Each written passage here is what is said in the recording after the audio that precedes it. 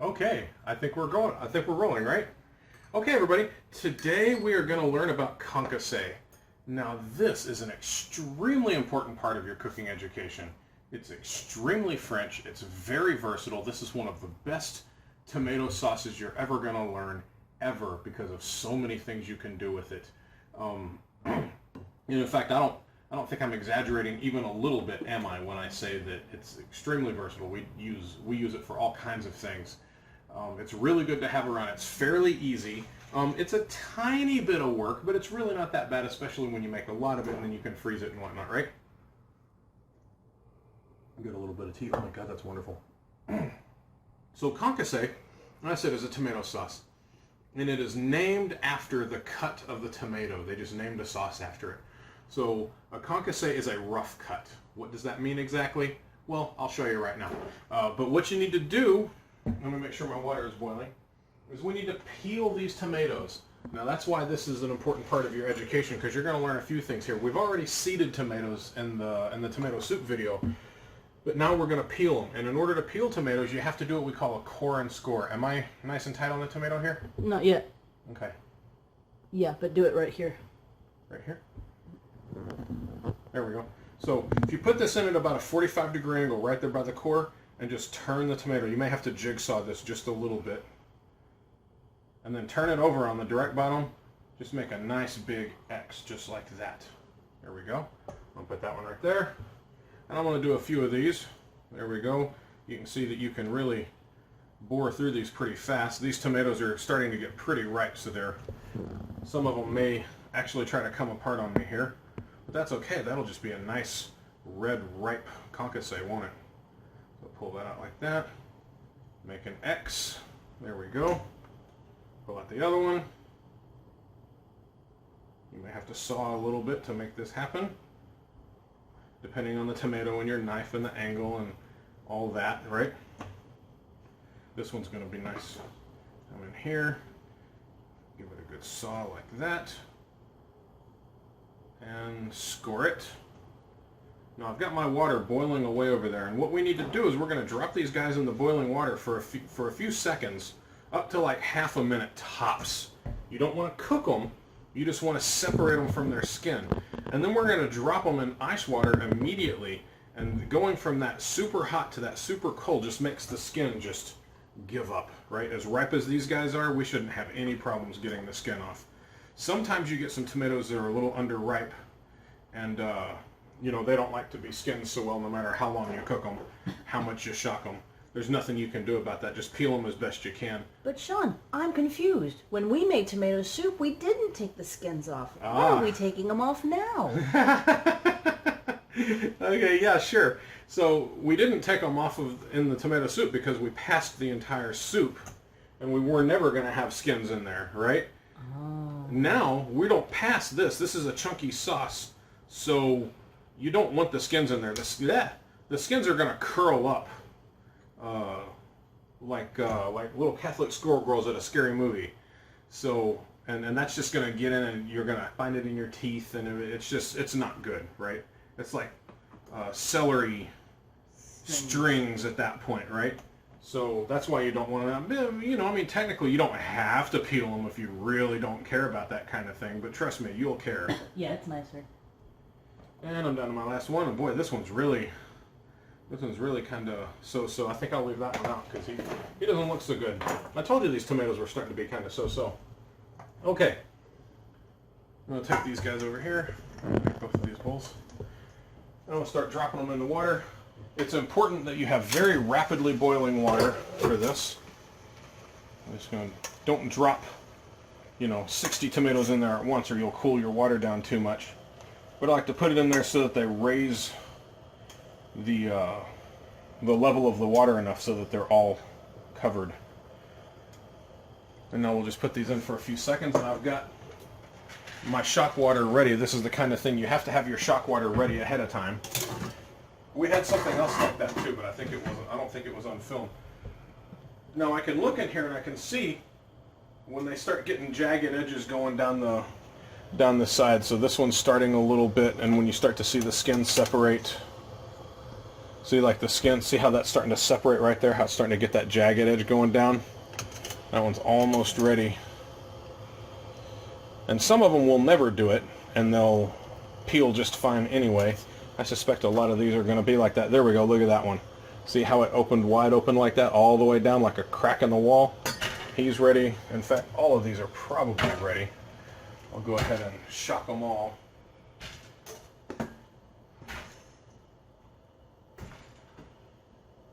There we go. Now while I'm dealing with these, I'll put the lid back on here to get nice and hot again. I'm going to take this guy right here, and I'll put these tomatoes in here. There we go. So I'll take these guys out of here. They don't have to rest in here, right? They just have to get cold. And since my container isn't big enough to hold them all, then I have to take these guys out. Right? I can already feel the skin coming off on these guys. There we go. Now we'll put these, because I'm sure this thing is hot enough. Oh yeah. And I'll just slide these guys in there like that. Not like this. Like that. Why not like the other way? Yeah, I'm not going to answer every question. Oh. Why not? Because I'm Dutch. Mm. Put that right there. Bring my shock water back over here. I keep putting the lid where my shock water goes.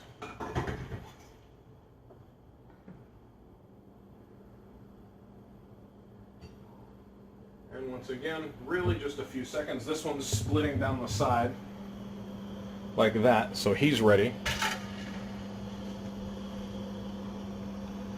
This one is too, splitting from the other side, so he's ready. Oh yeah. Probably most of these is, oh yeah. As ripe as they are all going to be golden. Perfect. So I'll turn that off. Bring this guy over here. Now I need a pan, but I'm gonna, No, I need a skillet. I'm trying to decide which saute pan I want. I guess I'll use the one down there. So I'll take these guys out of the water. Ooh, nothing cold about this, I swear. Wow, that's really cold. Okay, Imagine. now I'm gonna put my pan on, just start warming up. So I'll put that right there. Take this one down. Yep, that's not too hot. I'll just put it over here for now. Now I just want to take that guy, pancakes.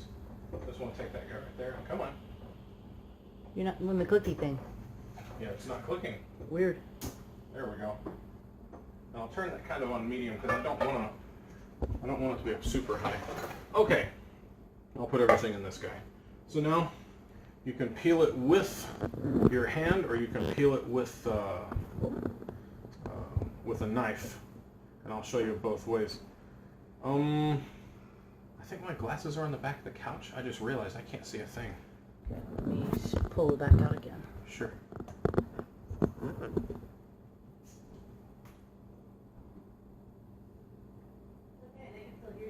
Yeah, I know. So I'm just doing the prep. And you know, one of the big reasons why I do this in real time for the most part is to show you guys that it really doesn't take that much time, and it really doesn't take that much effort. A lot of cooking shows will do all of the prep ahead of time, and then show you the end of it here. Sorry, I'm trying. There we go, more or less. Hey, now I can see. And you know, I like to more or less show you in real time, unless it just gets ridiculous, right? So you notice how easily the skin is coming off, though. I mean, it's just peeling right off. Now to show you with a knife, let me rinse off my hand. So I just got a knife here, and I'm not going to cut it off as much as I'm just going to use the knife to just peel it off like that, right? Use it to help grab. And when you've got skins that refuse to give up, then that's when you can use the knife to help cut them off a little bit. But right now, I am not needing that even a little bit. There we go.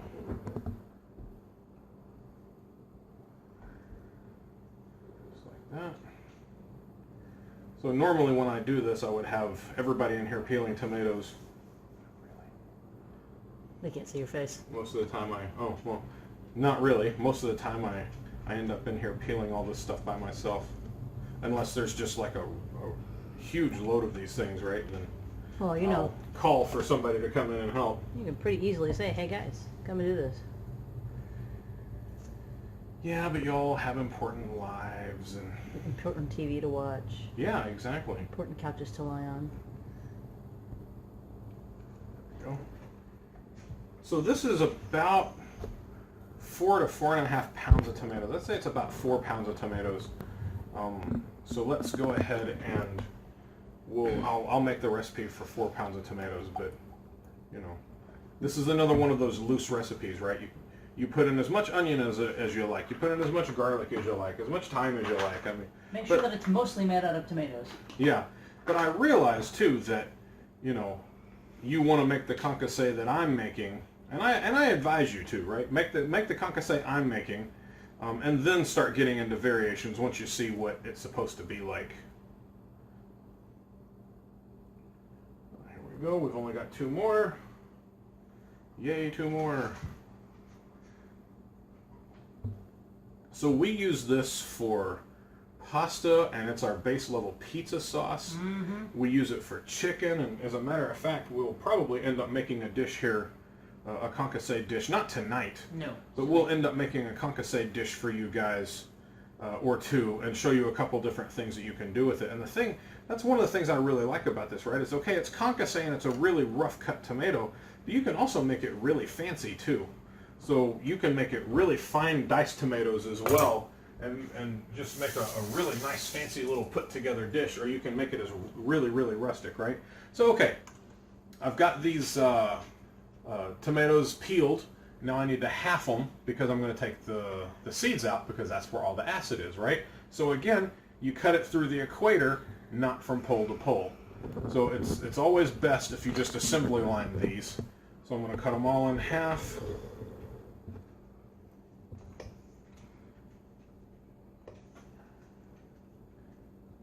Man, it's been a while since we've made this. Yeah, not as long as with some dishes. Well, so cut them all, half them all, then squeeze them all, then cut them all.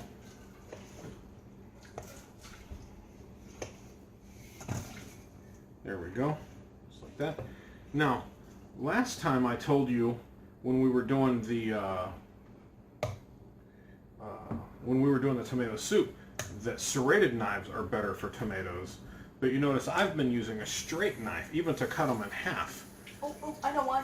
Why? Because we took the skin off. That's right, because we took the skin off. It's the skin that is actually really tough on knives, and once you get past that, then you can go back to using a straight knife. There we go.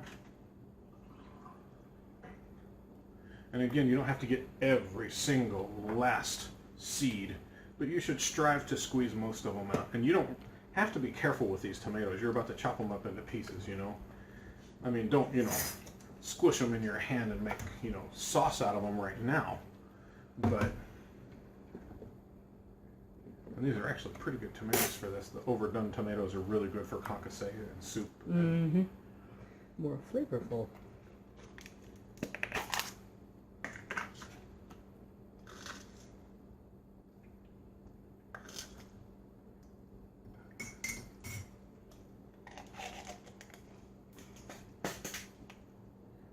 Go.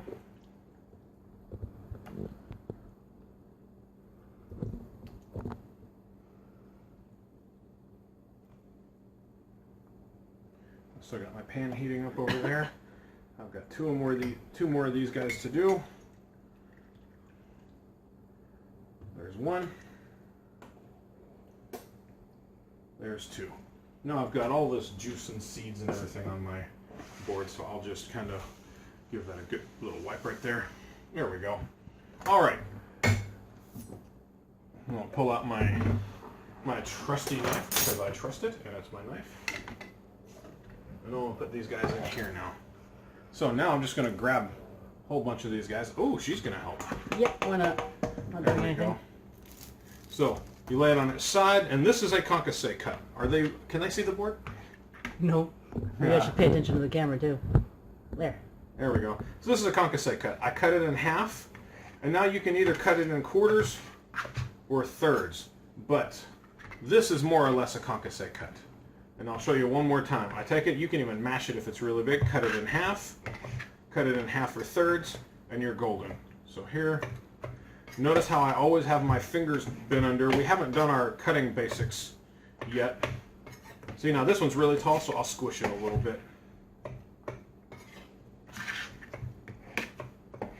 Okay, so we haven't done our cutting basics yet, but notice how I've always got my fingers on the blade, and I've always got the blade touching my fingers. That way I always know where it is.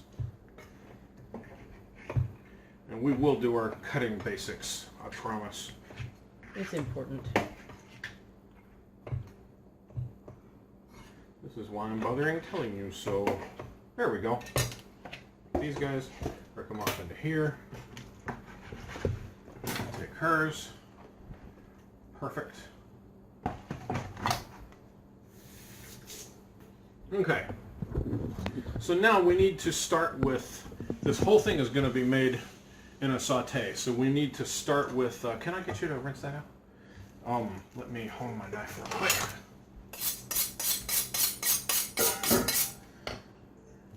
We're going to get an onion.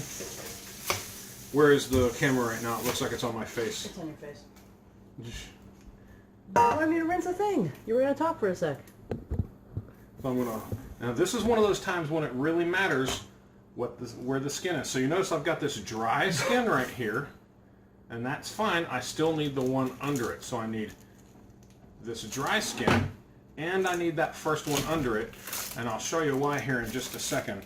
Always, always, always take this first skin after the dry skin. See, this is just the paper, right?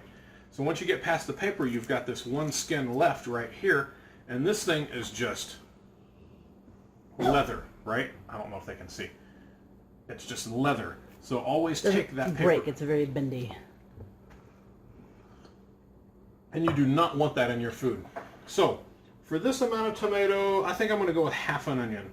So I'll cut this guy in half. Now again, we're at a crossroads. We can do a couple different things with this.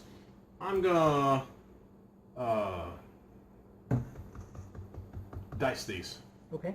Okay, I had a hard time thinking of the word. So, I'm going to cut it like this. Notice how I'm not going all the way through. I'm going to do one cut up the middle, another cut up the middle, and then just straight down like that. I've got this end down here where I didn't cut all the way through. That's okay, you can just do that. And just do that. Now I've got a diced onion. I'll come over here to my pan.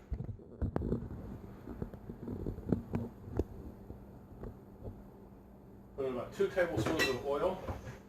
There we go. And I need something to put this in. There we go.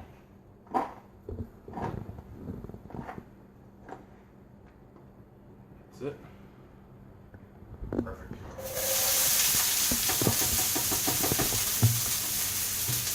There we go. Now, herbs touch oil. Say it after me. Herbs touch oil. Herbs touch So oil. I'm going to take my time and I'm going to put it in with my onions.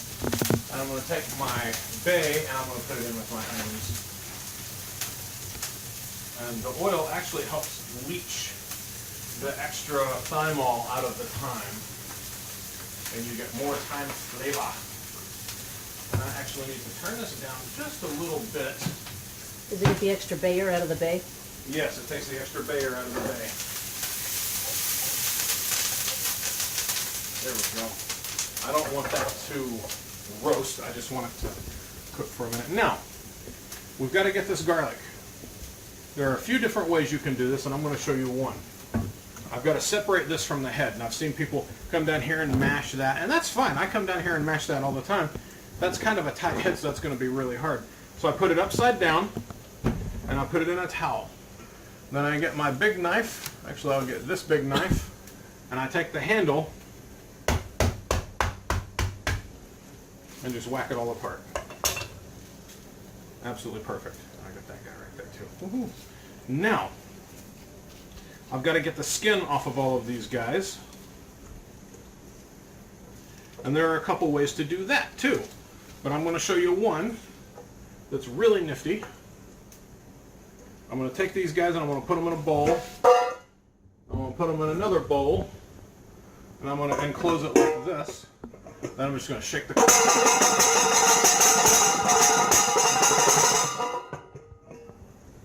And look, coming right out of the skins are the garlics. Wow. The first live demo I've seen of that. There. And there's a couple that didn't make it out of their skin. There's a couple. Well, very loose.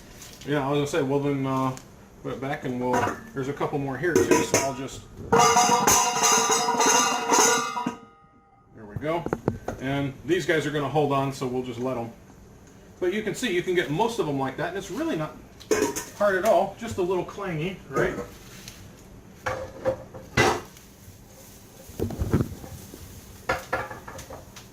Like a Texas girl on prom night, just a little bit clangy. Okay, I guess I can accept Okay, that. so I need to cut the root end off of this thing, right? So I'm going to use, for this many, I'm going to use 4, because I like a lot of garlic in mine. I know you do too. Always cut the root end off. God, it drives me bananas when I see people cutting garlic and they leave the root end on, right? So now I'm just going to dice it really fine. I'm going to smash. I'm going to smash. Hulk smash garlic. That's right. And smash. Put that right there. Then I'm going to gather them all up. You notice how my fingers are curled under again. I'm still not used to you not taking the germ off. Yeah, And this well, isn't that strong of a dish. It's not. I won't be able to taste it, I know. But it's one little tiny germ in this whole thing. when I'm talking about germ, I'm talking about the sprouted end of a garlic clove. Right. Little green end. I'm just telling you, most people aren't going to know the difference. Even people that say, you got to take the germ out because it's bitter. You could make something like this and they'd never know the difference. It's bitter if the dish is mostly garlic and mostly germ, sure. I just flipped it. Okay, now, I'm going to take this, I'm going to drop the garlic in there. I'm going to turn up the heat all the way.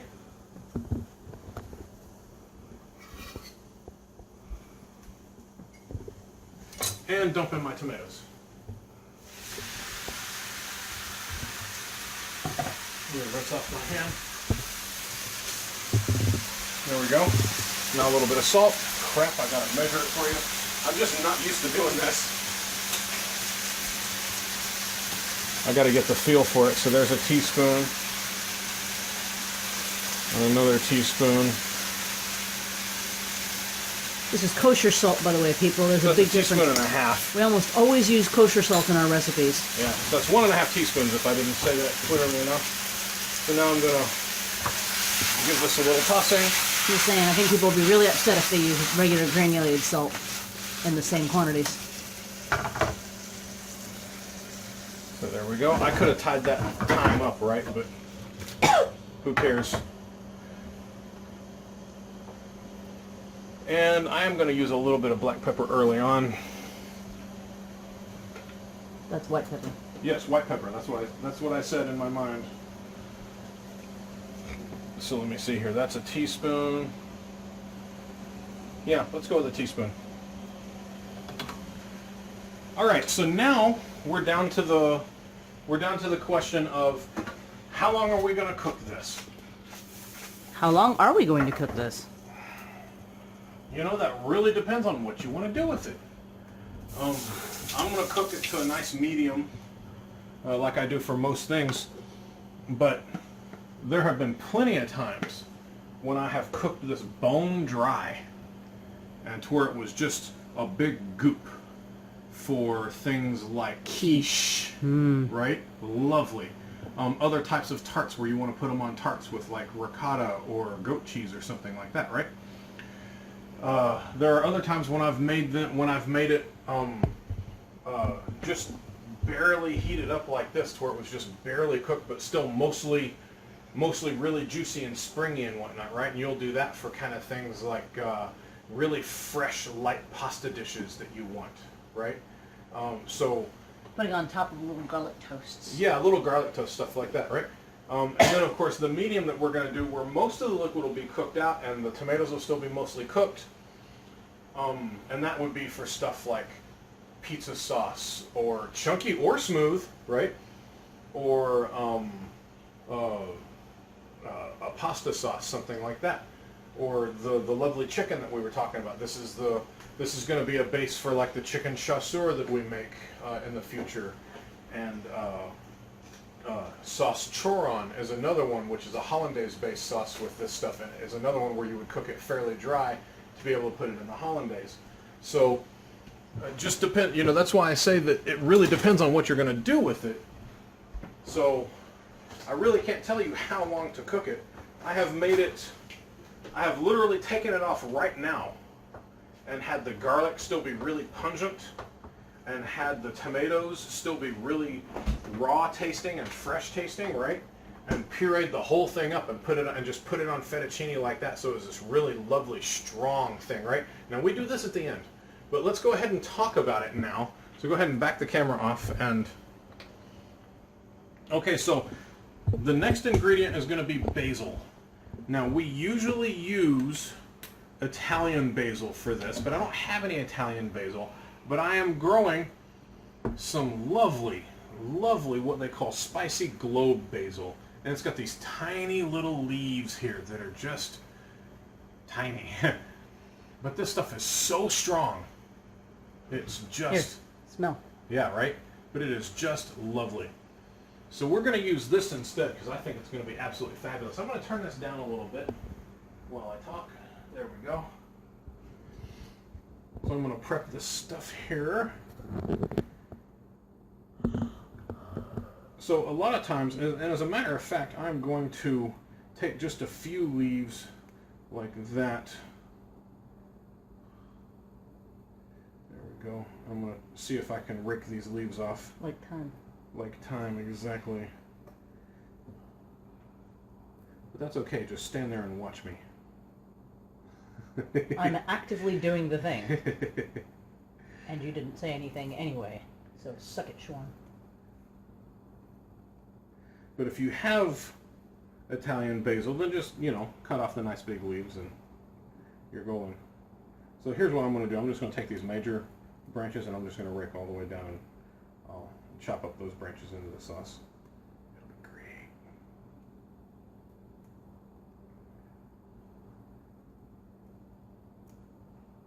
Take that whole thing right there. Whoop. And concasse is yet another French dish? It is very French.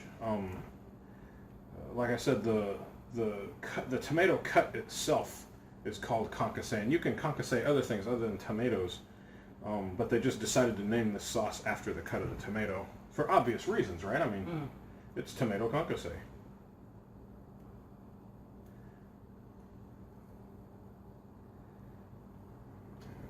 rid of that guy. I'm going to go ahead and start chopping these. Again, my fingers are curled under.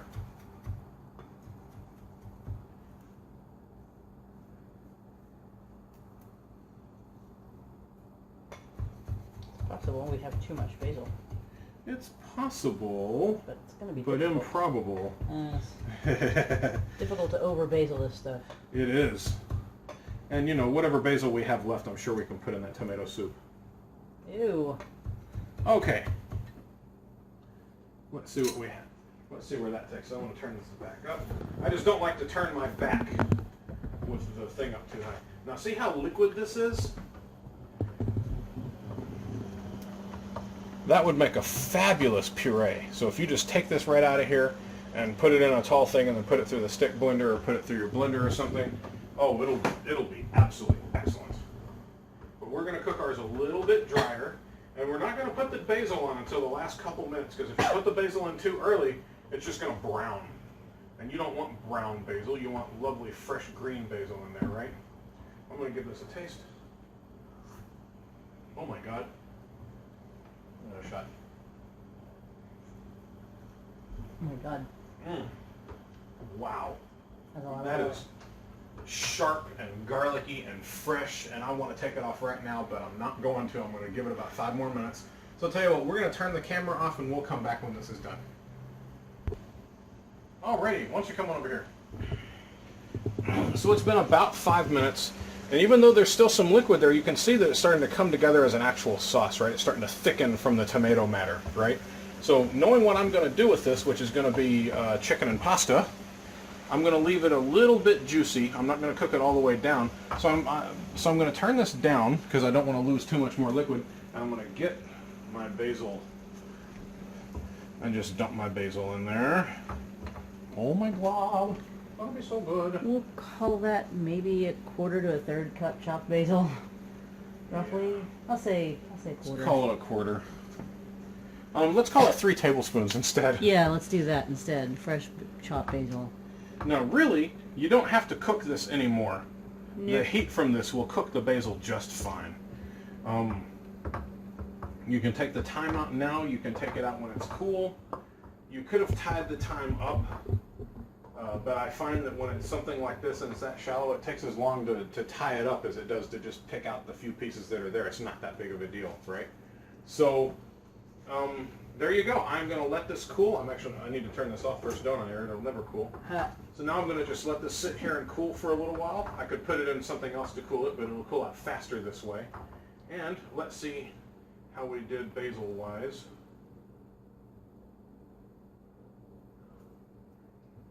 Oh my God, that basil really did something for it. Did it make it basil-y? Yes, it did. Oh. Oh yeah, that's nice. There you go. And that is your basic tomato concasse. A very important part of your cooking education. It's extremely easy, and you can do so much with this. You can add it to meatloaf. Sky's the limit. We're going to do some things on the site with it. In fact, we're going to do some stuff with this exact pan. So in the next day or two, we'll heat this stuff back up and we'll get it going. All right. But for now, enjoy your concasse.